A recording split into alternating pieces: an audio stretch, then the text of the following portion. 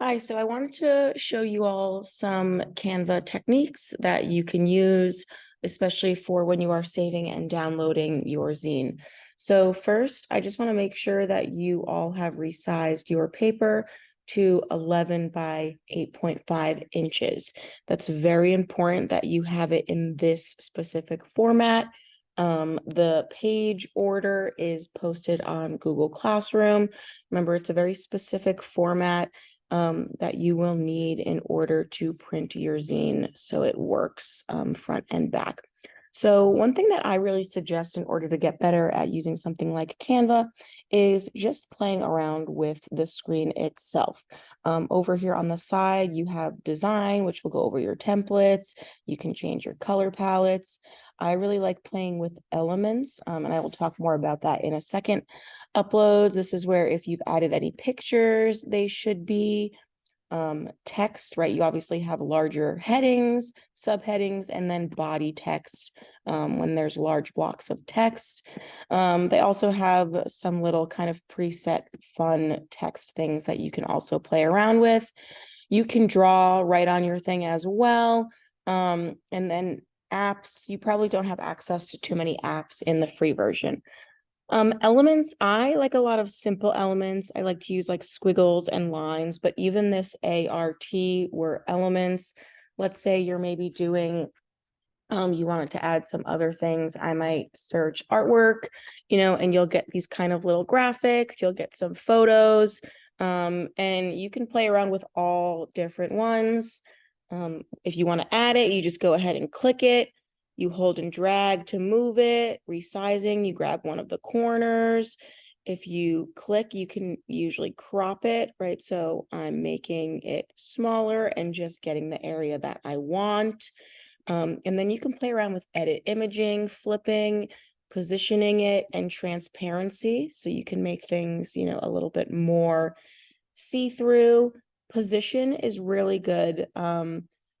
And you can also do this by right-clicking or double-clicking, depending on your computer. And there's layers, right? So when you want to layer something right now, this is in front, right? If I bring it over here, I'll make it solid so you can see, right? You can see that it's in front of everything. But if I want, I can send it all the way to the back. And now it's behind everything else. I can also move it just forward in front of one thing, in front of two things, and so on and so forth. So I would really encourage you to play around with these. If you go to edit image, you can also do all sorts of other kind of filters that you can play around with to kind of change the vibe or feel of your pictures. Some pictures even allow you to remove the background. As you can see now that I've sent it backwards, it might be tricky for me to get it back. So all I'm going to do is I'm going to move that, and I'm going to just kind of move this over here so I can access it. But I really encourage you to play with elements. Usually if you search something simple like a curved line, right? Let's say that I am looking at all my graphics and I really like this one, right? And I'll go ahead and add it. It'll give you something called magic recommendations. And so now you can see all other items that are related. So it kind of allows you to create a more cohesive theme. Some pieces, and I'll go ahead and delete those just so we're looking at one thing. Some things you can go ahead and edit it, and now you can change the colors, right? So maybe I don't want that to be orange. I want it to fit in with the color scheme of my zine that I've already been working on. I can go ahead and change that in order to kind of keep it with my aesthetic. And then I can do the same things where I can position it, I can make it larger, I can make it smaller, I can play around with transparency and so on. So I really just encourage you to play around with these things. Search for, different animals or sports elements. I will show you one more thing. Let's see if I can find a picture of David's Michelangelo.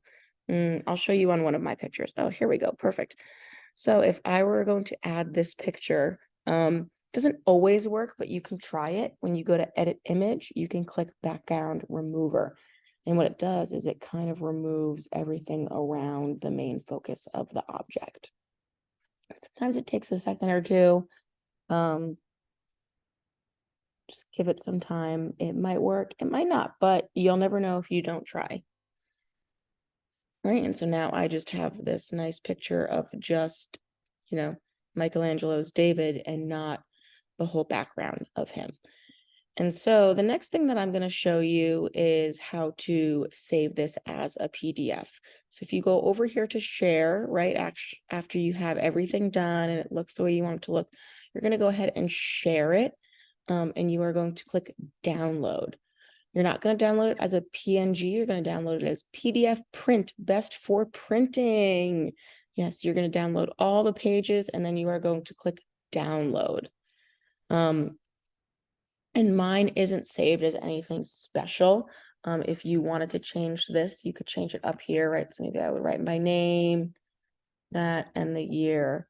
And then it should be in your downloads. It should tell you, right, when you've finished printing it. And now that PDF is what I want you to attach to Google Classroom. So hopefully this helps. Let me know if you have any other questions, but hopefully you just play around and learn by exploring the website.